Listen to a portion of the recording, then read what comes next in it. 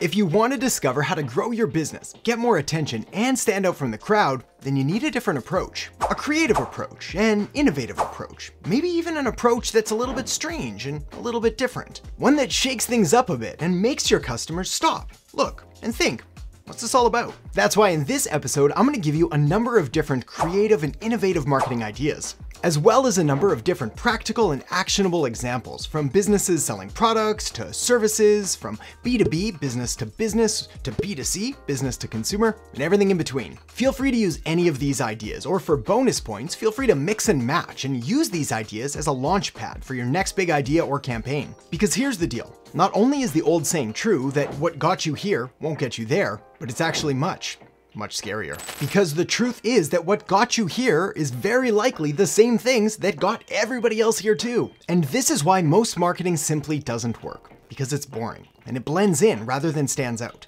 In fact, after over a decade now of creating thousands of different marketing campaigns and analyzing and reviewing countless thousands more, I can confidently say that unless you make a conscious and strategic decision to do something differently, then your marketing is probably going to look and sound and feel the exact same as pretty much everybody else out there.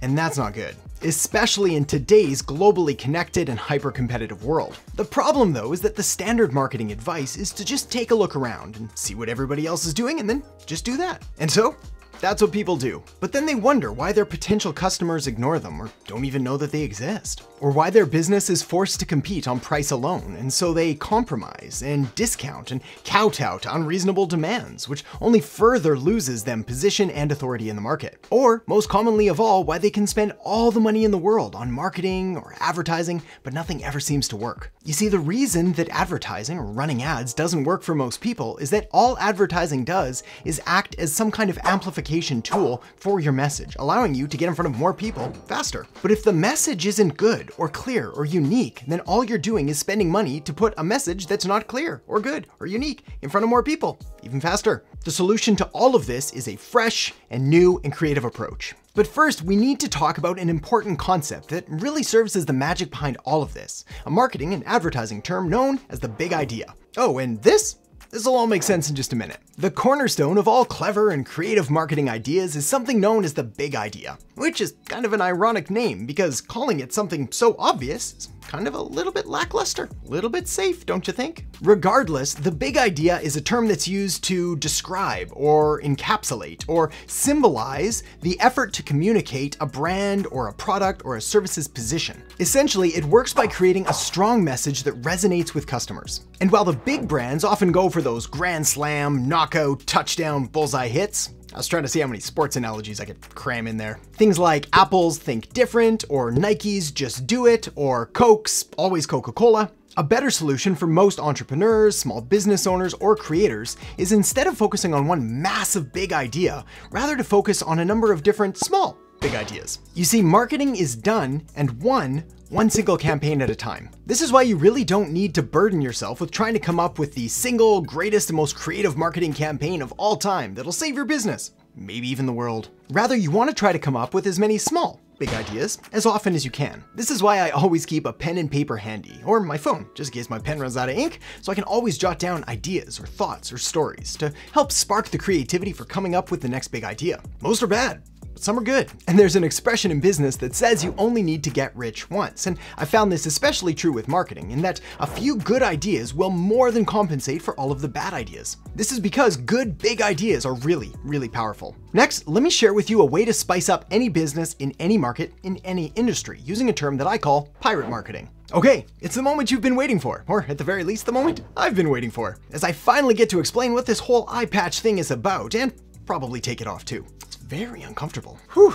So to help me explain, let me tell you a story. Back in the golden age of advertising, the man, the myth, the legend, David Ogilvy agreed to take on an advertising campaign for a company called CF Hathaway that made shirts. Long story short, Ogilvy got to work coming up with all kinds of different ideas to sell these shirts. And adding an eye patch to the character wearing the shirt was idea number 18. Now, originally this idea was thrown out, but in the last minute they decided to put the eye patch on the model anyway and snap a few photos. And thus, the Hathaway man was born. Now, in his books, Ogilvy references another idea from another book by a fellow named Harold Rudolph. The idea is to use photographs with story appeal to capture people's attention, hence the eye patch. Here's what's really interesting though. Even though the eye patch really makes up the cornerstone, the core of this entire ad, and what differentiates it from all of the other shirt companies and all the other advertising selling shirts at that time, well, the eye patch itself isn't mentioned a single time in the entire ad. Not once, like never. And so this crazy idea of adding an eye patch, which at the time only cost $1.50, well, it went on to help the company make a ton of money. Now, the key with pirate marketing isn't necessarily to dress up like a pirate, unless that's your thing. You do you. But rather to look for opportunities to add photographs or videos or even props with what Harold Rudolph calls story appeal. Next, let me share with you an idea that I call opposite day, and it works whether you're selling products or services or B2B or B2C. So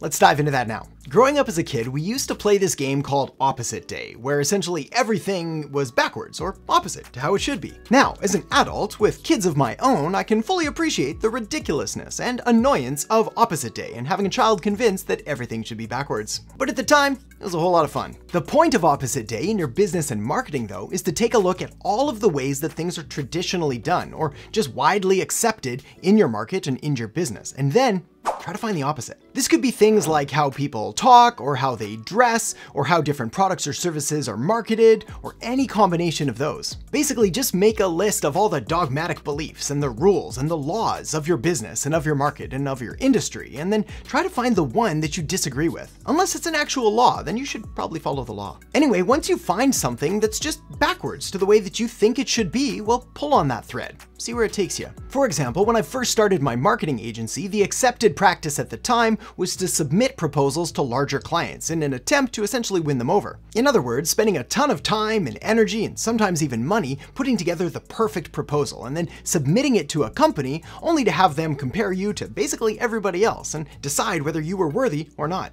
And I didn't like that. So I stopped doing proposals. A company would ask me for one, I'd explain that I didn't do that, and then I would guide them towards my application process. Now at first, it sounded and even felt a little bit arrogant. After all, this was not the way things were done. And naturally, some clients refused. However, the clients that went through with this, understood what I was trying to do and the information I was trying to gather, well, they ended up being some of the best clients I've ever had. Opposite day for the win. Next, I'll give you a B2B strategy that 60% of the time works every time.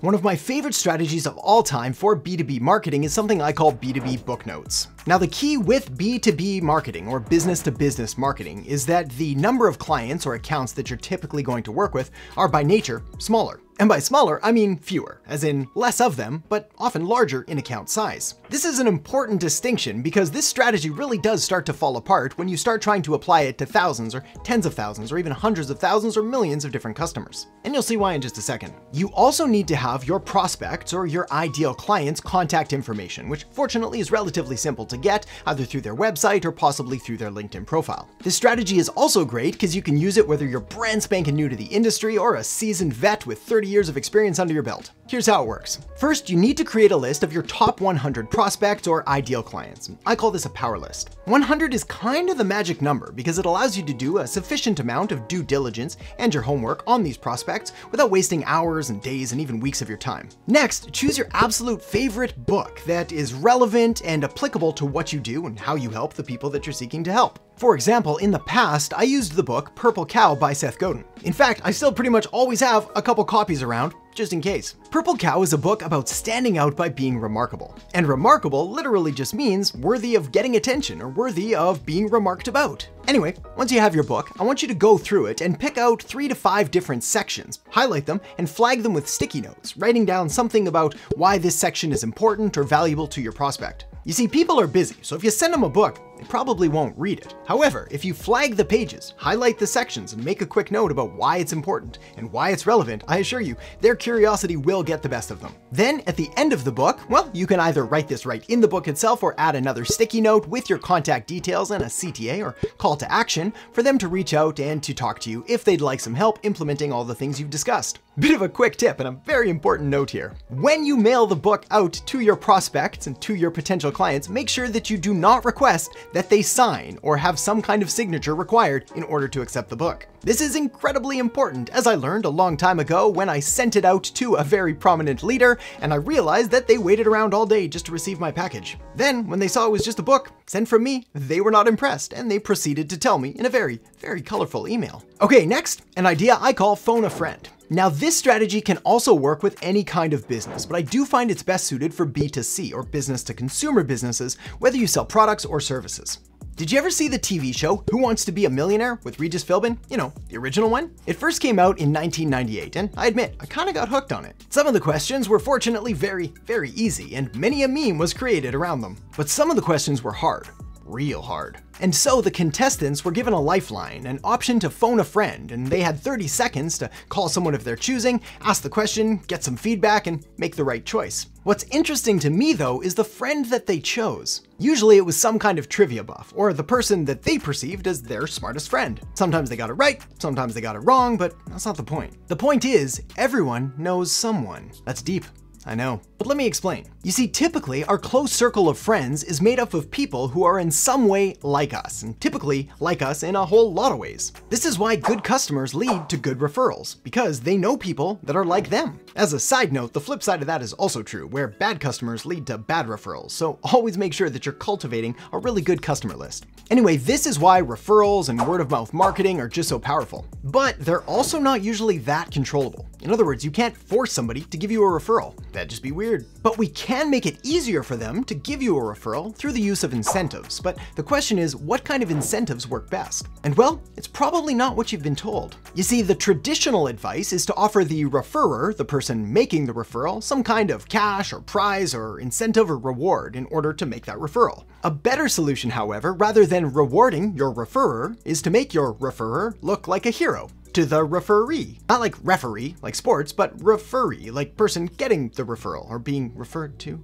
get two and the one and the things with the moving. Let me try to explain that another way. You see, the key to getting more referrals is rather than incentivizing the person who you want to take the action, it's to empower them to get some kind of reward by helping someone else. Essentially making them look like a hero to the person that they're passing along your name and contact information to. Now, studies have shown that even a 10% discount being given from one friend to another is enough to move the needle. But don't be afraid to get creative and think of what else you could empower your referrer to give in order to convince them and incentivize them to share. It sounds tricky at first, but with a bit of practice, you'll start to see these opportunities and ideas all around you. Of course, to help with this, it pays to know exactly what your customers want, so you can give it to them. And that, my friend, means market research, which is why the next thing you're gonna wanna do is check out the video that I've got linked up right here on market research. So make sure to check it out now, and I'll see you in the next video. Until I realized the true power of really understanding your customer, their wants and their needs and their goals and everything they're trying to achieve.